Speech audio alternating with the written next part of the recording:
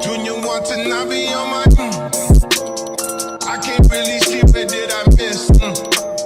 Ex-strippers. Oh my God, guys, come on in here. Come on in here. I am so happy to be here today, you guys. We have plenty of stories to tell. Before we get started, you guys, how have you been? How's everything going with you and all that good stuff, yada, yada, yada. Before we get started, go ahead and click the bell for notifications. Go subscribe to the channel so you'll know when I post videos, which, oh my God, it's been inconsistent. And also give the video a thumbs up if you enjoy. Engage with me down in the comments. You know I always talk back to my people. I miss you guys. Let me tell you. Okay, so much has happened. Get you some popcorn, you guys. Get you some popcorn, get you something to drink, some wine or something. I'll give you a couple of minutes to go ahead and get those things. Go ahead. I'll be here when you get back, you guys. So much has happened. Okay, so this is the story. Now, this story, you guys, may be a 2 or 3-parter, only because this is something that I had went through. Me, my son, my youngest daughter, my youngest son, and my my 2 grandchildren's mom. Honey, we had been going through this since August. What year is this? August of 2022. August of 2022. And mine's just ended February of this year. Okay, so this kind of is a sensitive topic for some people. It's really sensitive for me, to be honest, because I've never, ever experienced this. This is something that I kind of saw on TV before, or you read stories about it and all that different stuff. You definitely see videos and stuff about different things that happen to people, but I've never experienced it myself in the workplace or anywhere that I know of. Maybe if I did experience it, maybe I was ignorant to the fact, you guys, and didn't know that's what it was. But this one was so blatant and in your face, I could not deny it and had to take actions concerning it, to be honest. This is my journey of August of 2022 of me and my family experiencing racial discrimination. Let me tell you something. You never know what somebody's going through. You never know what their backstory is. You don't know what they're dealing with in their personal lives. One thing about social media only allows you to see what people want you to see. Some things some people are not very transparent about, and some people, things people are really transparent about. And I didn't know for sure if I really wanted to share this story, only because I have a diverse group of people that follow me on all social media platforms, from different races, different genders, different sexualities, different religions. And so some topics, to be honest, you guys, I try to stay away from. I try to stay away from a lot of political stuff. I try to stay away from religious type stuff, or religious jokes, or political jokes, or different subjects that are very sensitive to people. On my post and on my different platforms, I try not to put anything too controversial, because I don't want people going back and forth in the comments with one another. And I just don't want my platform to become a place that's messy. So some things I don't deal with, but just because I don't deal with certain things or joke about certain things or mention certain topics doesn't mean that I don't feel a certain type of way about certain type of things, to be honest. I have a very strong opinion on politics. I have a very strong opinion and views on discrimination and religion and gender and sex and creed and all of those different things. But I don't get into those things when it comes to comedy. Now, some people, they, make their platform off of that. When you look at Dave Chappelle, which to me is absolutely hilarious, he's very controversial. He's become very controversial, but he makes light of it, and it just is what it is. That's just not me. But it doesn't mean I don't feel a certain way about certain things. So this particular part of my life is something that's transparent that I'm sharing on here with you guys only. and not really on other, platforms or what have you. But it is what it is. It's out there. It's out there. But I have, as a Black person, have never experienced racial discrimination that I was aware of. If I ever went into a store and someone decides to follow me around or, ask me questions or not speak to me because of, maybe you thought I didn't have the money to be in a certain store or because of the color of my skin, it may have went totally over my head. I have not had a run-in with a Karen. I haven't had those type of things happen to me. I have had in my years of working, and I worked since I was 14 years old and I'm 53 now. So you do the calculations on that. I'm not going to do the calculations on that. I have had supervisors that were not pleasant, but it was never racially motivated. Let me share something with you. I don't condone sitting under any or even liked sitting under any supervisor that was a micromanager, that was belittling, that was insecure, or, just mean, nasty, sarcastic. I don't like those type of things at all. But it's something different when you have been pinpointed because of the color of your skin. Now, if my supervisor is micromanaging me because I'm not doing my job, then there's things that I can do that I can change about my work ethics that will maybe back that supervisor up. Now, if a supervisor is just mean and cantankerous, there's nothing I can really do about that except seek another job or, go to a different department or, things of that nature. But it's something about someone having an issue with you because of the color of your skin. And there's nothing I can do about that. There's nothing I can do about my gender, where there's nothing that I choose to do about my gender. There's nothing absolutely that I can do about the color of my skin ever in life. I was born a Black woman. I'm going to die a Black woman. Even if I bleach my skin, underneath all of that, I'm still a Black woman. And so I worked for this company for over a year and a half plus or so. And the company actually, is closing. And we were laid off on February the 7th. And I started this job July of 2022. And it was me, my oldest son, he worked there, and my youngest daughter worked there, and my other son worked there, and then it was my daughter-in-law that has my two grandbabies. They worked there. Now, this is how it kind of went. So remember the story, you guys.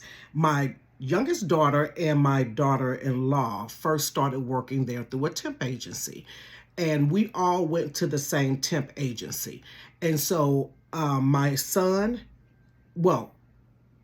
it was my son, my two sons and me, we went to the same temp agency. We all went to the same temp agency, but we got placed separate at separate locations through the same agency.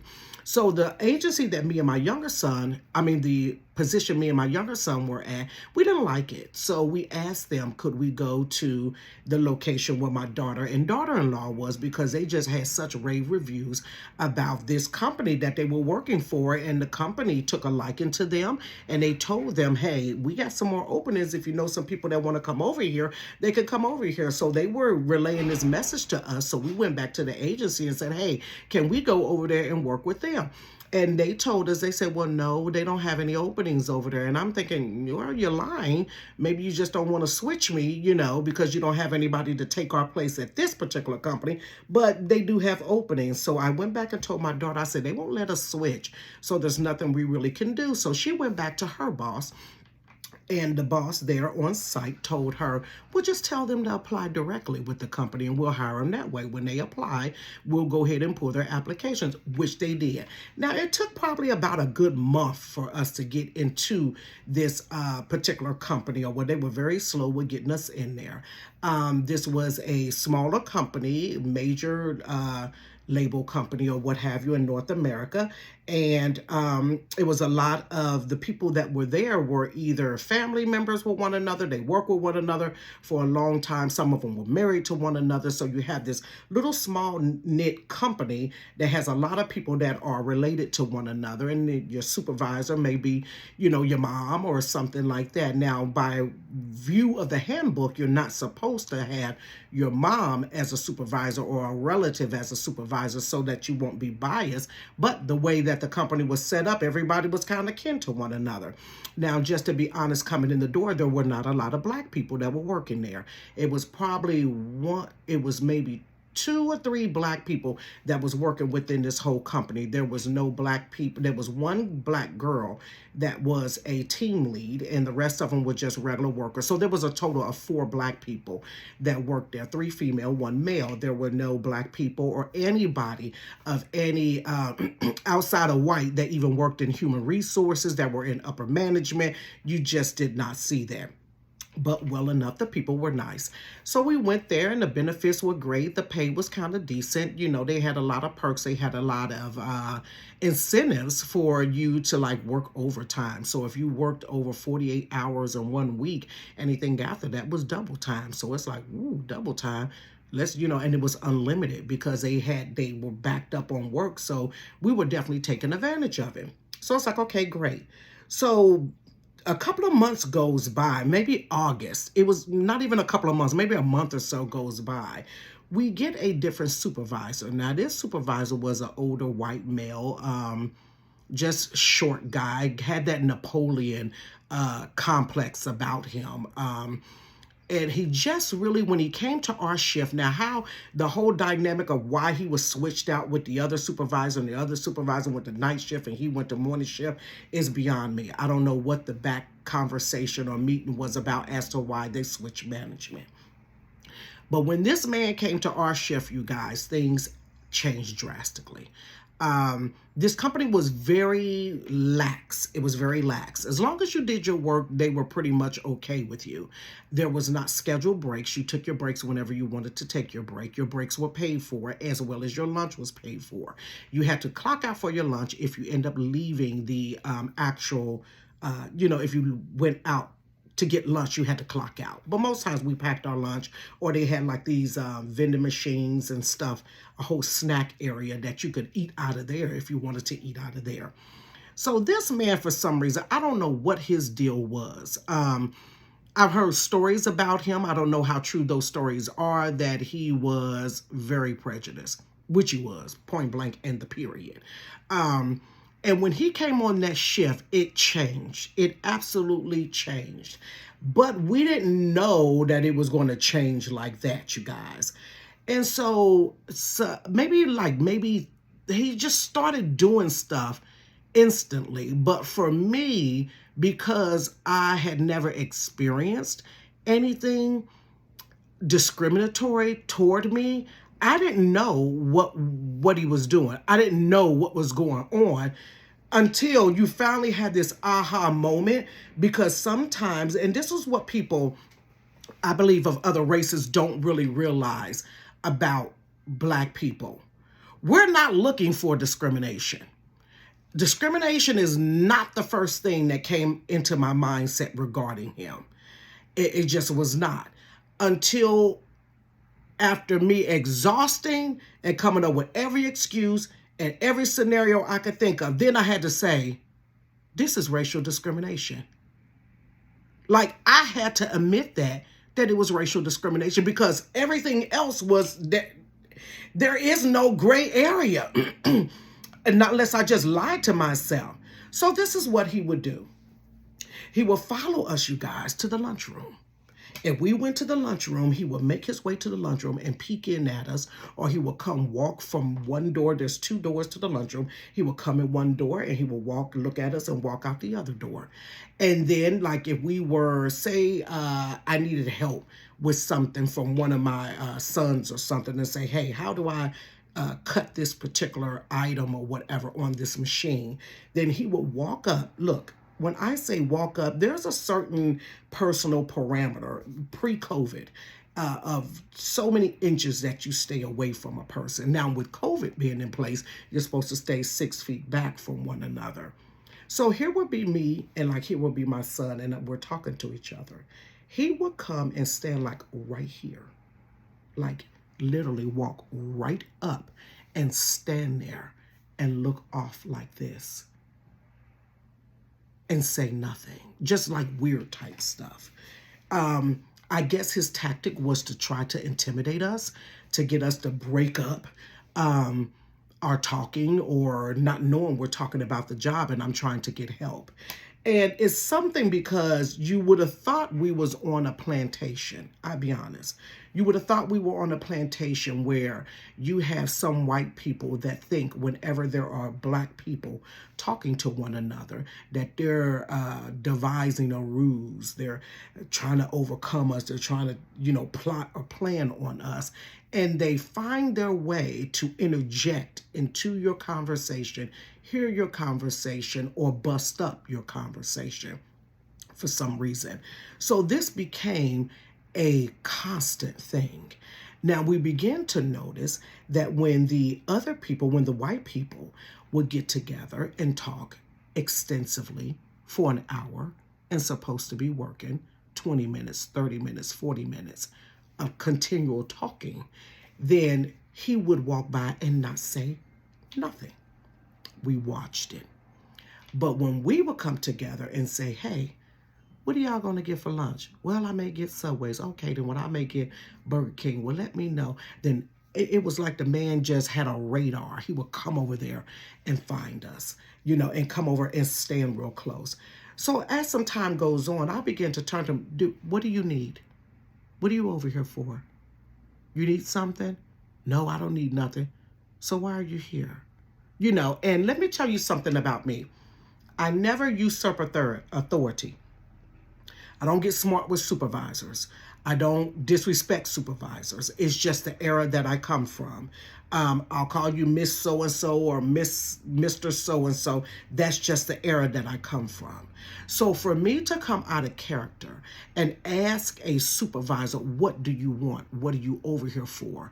Then there's an area a place that you're taking me to that I normally don't go to, because that is just not in me. I'm a leader in my community and I'm a leader in other aspects of my life, you guys. So I know what it is. I never disrespect leadership because with me being a leader myself, I don't want to be disrespected. Excuse me. So I never put that out into the atmosphere. And so this man was just gun-ho on all black people.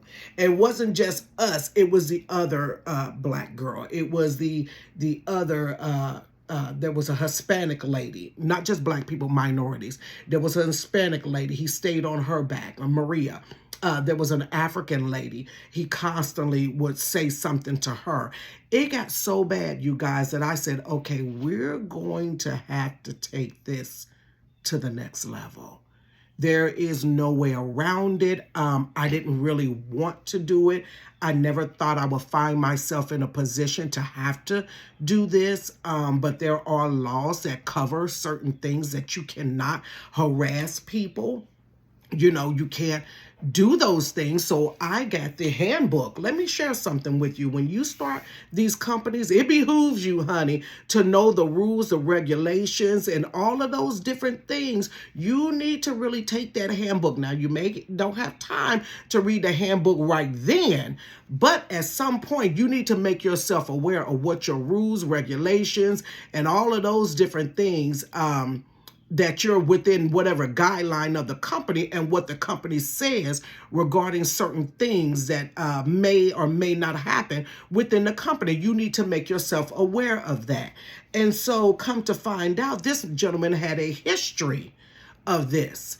And there has been a history of black people being discriminated against and singled out for different things within the company that their white counterparts weren't, because they were friends with one another, or they were boyfriends, or they were sleeping with each other, male and female, female and female, and male in supervisory positions. They were altering each other's hours in the system. They were fudging numbers in the systems for one another. Some of the employees were calling off and going down to a parade with their supervisor when they should have been at work, and no points were given to them. These were the type of things that were going on right in front of our face. And I don't care what you do, but at the end of the day, don't come for me and you're not coming for them. Don't put me under rules of the handbook and the rule book does not apply to the white employees. That's just not how it goes. And so we had to take action.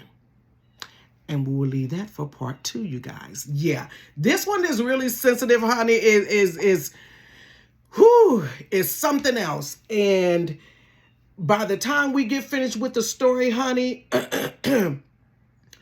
all 4 of the other people that I came in with, 1 quit and the other 3 were wrongfully fired. And I was the last person standing, baby.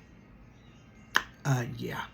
So you guys, I'm so happy I finally took some time to, as I mentioned, I get laid off on February the 7th. And for the last 3 weeks or so, I really just been putting together a lot of the projects and stuff that I could not work on before because I used to work 12-hour shifts. And then it took a half an hour to get to work, a half an hour to get home. I was gone 13 plus hours out of the day. So I didn't have time to really do a whole lot. So now that I have some freedom, I'm getting a lot of projects that I couldn't touch and really couldn't, move forward. I'm able to do that now freely. I'm able to do that. So fingers crossed we'll get some more videos here, you guys, because I'm free, child. So you guys go ahead and stay posted for part 2. I'll drop that on Friday. Guess what? Because I'm unemployed. Honey, it's a daggone shame that people get excited about unemployment. But baby, after you have been through what you've been through, honey, you just be like, let me just woosah for a minute. But you got to prepare, honey. As soon as they said that, and it's so ironic. When you guys find out. When I found out they was closing, I said, oh, okay then, Lord. Honey, don't mess with God's children. You get yourself in trouble, honey, because he closing corporations. Y'all better quit messing with people and treat folks right. Y'all better quit it. You guys, so when you find all that out, you're going to be like, what? Yeah. So it's crazy. It was a crazy ride. But you guys go ahead and subscribe to the channel. Click the bell for notifications and give the videos a thumbs up. Engage with me down in the comment. Let me know if you have ever experienced anything like that or seen someone experience it. You guys, it is ugly. It is ugly. And it stresses you out. It really does stress you out because at the end of the day, all you want to do is go to work and make your money.